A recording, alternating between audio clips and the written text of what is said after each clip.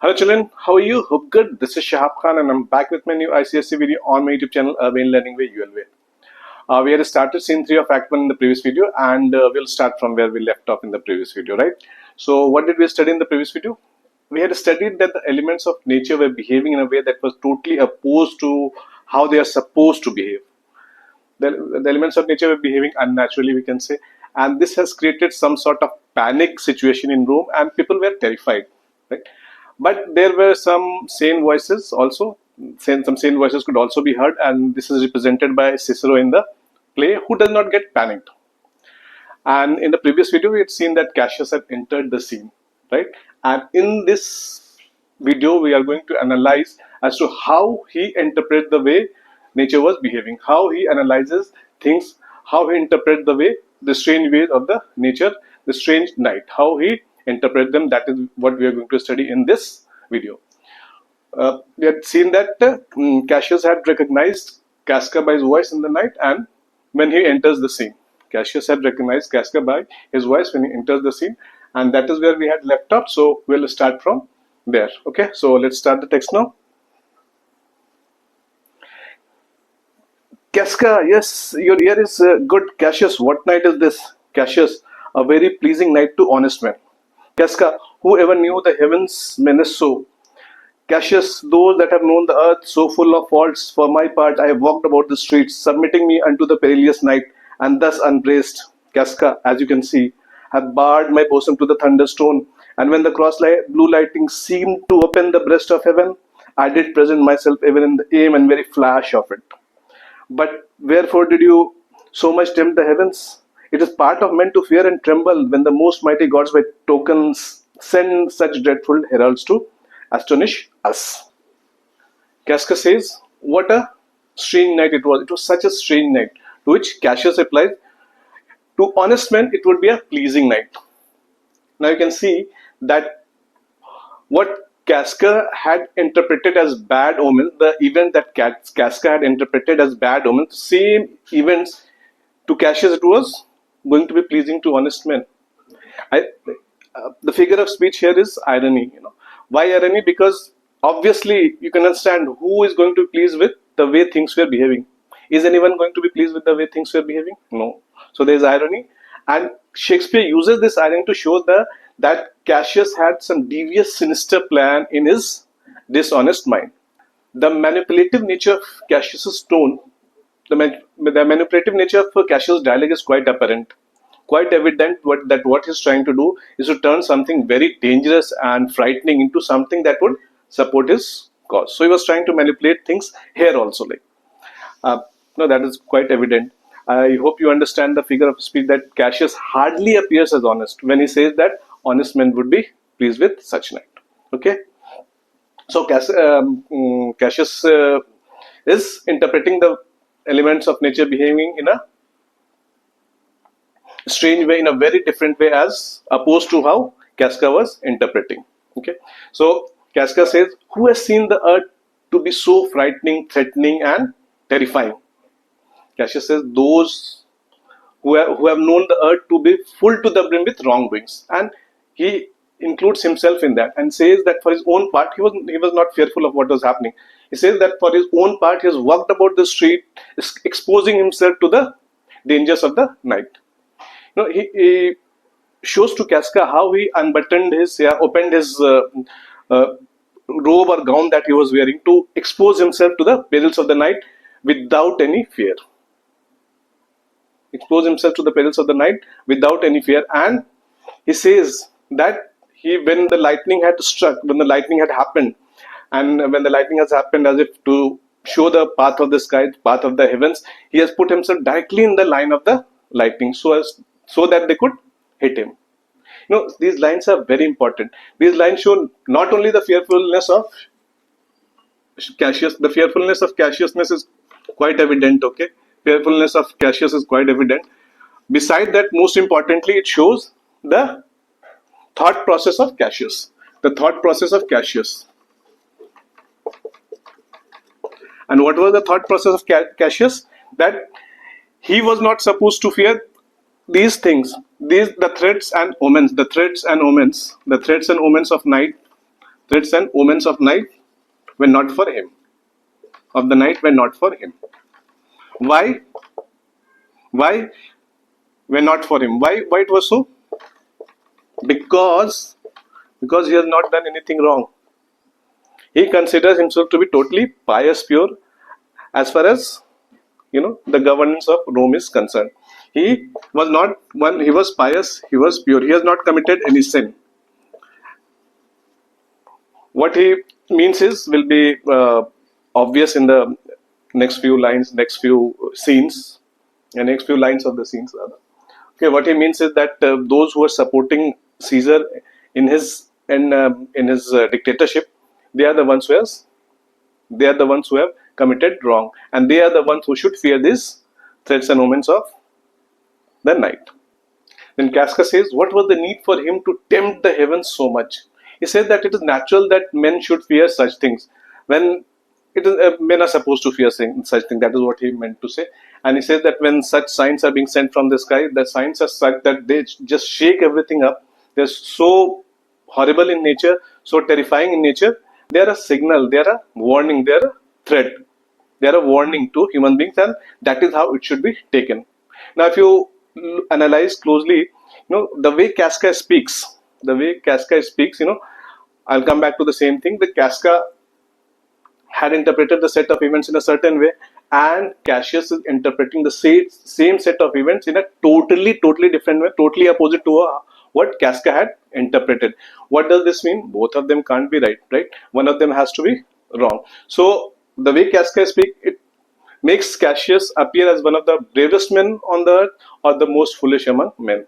The way Casca speaks makes Cassius appear either most incredibly foolish or most incredibly brave. Okay.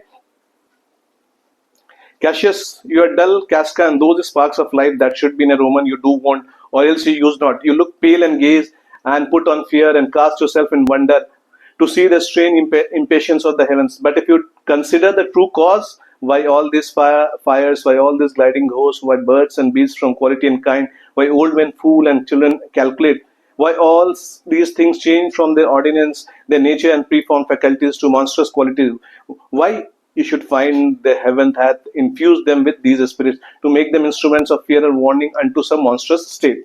Now could I cast a name to thee a man most like this dreadful night, that thunders, lightens, opens graves, and roars as doth the lion in the Capitol. A man no mightier than myself or me, a man no mightier than thyself or me, in personal action, yet prodigious, grown, and fearful as these strange eruptions are. Now Cassius hits back at Casca with hard words and criticizes him by saying that he was dull and boring and lacked the true qualities of life that a Roman should have. Lacked the qualities of life that a true Roman should have. Right? And he says that even if he had this quality, he did not use them. Okay? He said that he should not look afraid and pale, but try to see the actual reasons why such signs are being sent from the skies. He says that if he tries to look at the reason, tries to put reasons behind the strange happening as to why the slave was not getting affected by the fire, why the ghosts were gliding, why the animals and birds had changed their natural qualities, why old men had become foolish, and why children had become mature and intelligent, and why everything had changed their basic nature and taken monstrous turn. He'll find that they have been infused, or an evil spirit has been put into them. And these evil spirits are symbol of the evil spirit in the government of Rome. Now, see, Cassius does not take the name of Caesar, Julius Caesar, but that is what he means. He does not speak things directly, we know that. So he says that instead of, what he meant was that instead of being run by a senate, Rome should be run by a senate, right? That is what he wanted. And that is what has been going on for centuries. So he says that instead of being run by a senate, the government in Rome is being run by a dictator. Rome is being run by a dictator. Okay? That is what he means. And this dictator is the evil spirit. And these things are a sign that things are not normal, things are not natural, things are not how they should be. And you see, what Cassius speaks, things are implied. He doesn't speak things directly as of now, but what he speaks, the implications are quite clear. if you know that there's an evil spirit around you, around you, or if you know a evil spirit, what would you do?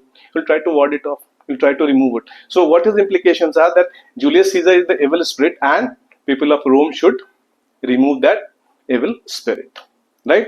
So that is what he meant.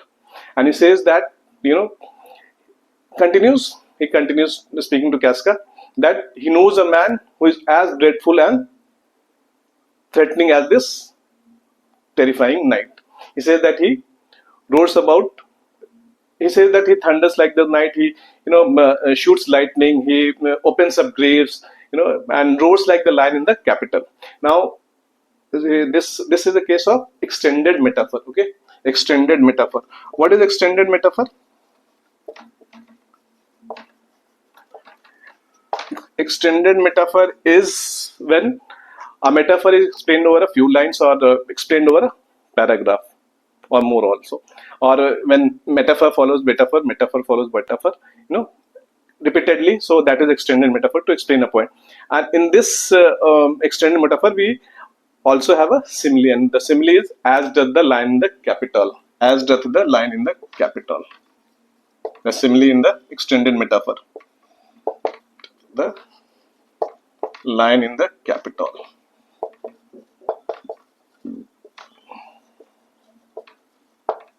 Cassius says that the man was no greater in abilities than him or Casca for that matter, but he has gone prodigiously like the night. The night is terrifying and threatening, and he is also terrifying and threatening to the Republic of Rome, to the freedom of Rome. Casca, this Caesar that you mean, is it not Cassius? Cassius, let it be who it is, for Romans now have thews and limbs like to their ancestor, but woe the while our fathers' minds are dead, and we are governed with our mother's spirit. Our yoke and sufferance show us womanish. When Casca says that, was it Julius Caesar that he was talking about? Caesar says, let's not worry about who it is, because we have inherited our physical strength from our ancestors. See what he means, that whatever the problem is, like, it can be warded off, it can be taken care of, it can be taken head on. You can fight with it. That is what he meant. But the problem is, like, even though we have got the strength of our ancestors, we do not have the mind and the mental strength of our fathers. He doesn't speak things directly. Cassius does not speak things directly. He doesn't, when he asks the question who the person is, doesn't speak the things directly. Okay, that is his way of communication. That is the way he speaks. That is his oratory skill. He comes to the point, never comes to the point directly. He goes around the point, round, and then comes to the point. That is what it does. It covers all the aspects of that point, all the aspects of what he wants to say, and it makes his speech or dialogues very, very effective. And here also, when he's asked, he said that just not worry about it. We are Romans. We can ward it off. But the problem is that we have become weak. Weak in the sense that we have lost the mental strength of our fathers. He said that our bodies are of our fathers, but our mental strength, our willpower, the bodies we have inherited from our fathers, but the mental strength, the mind, the willpower, that we have got from our mothers, or we have allowed that to be, become feeble like our mothers' mental strength. The whole passage, what Cassius speaks, is sort of irony, because Romans who pride themselves in being, citizens who pride themselves in being true Romans, they have now become submissive. They are now acting like slave, and they don't have the mental strength to fight off this slavery, and they have become submissive. This is what Casca believes. This may not be true, but this may or may not be true, but this is what Cassius believes. This may or may not be true, but this is what Cassius believes, that they have lost the mental strength to fight things off, and their mind have become, like that of a slave who is okay with slavery being forced upon him. That is not what Romans were supposed to be. That is now Romans. That is not how Romans have been historically, but that is now how they are now. We have a metaphor also here. The mental strength of people is compared with mother's spirit. Now here Cassius says the willingness to be enslaved shows that now Romans are weak like women. So here we'll stop, children. That's it for the day today, and we'll continue from where we had left off. Stop today in the next video. Okay. I hope you have understood the things well. If you have any doubts, you can post it in the comments section. Keep watching, keep liking, and keep subscribing to my channel. Thanks for watching the video.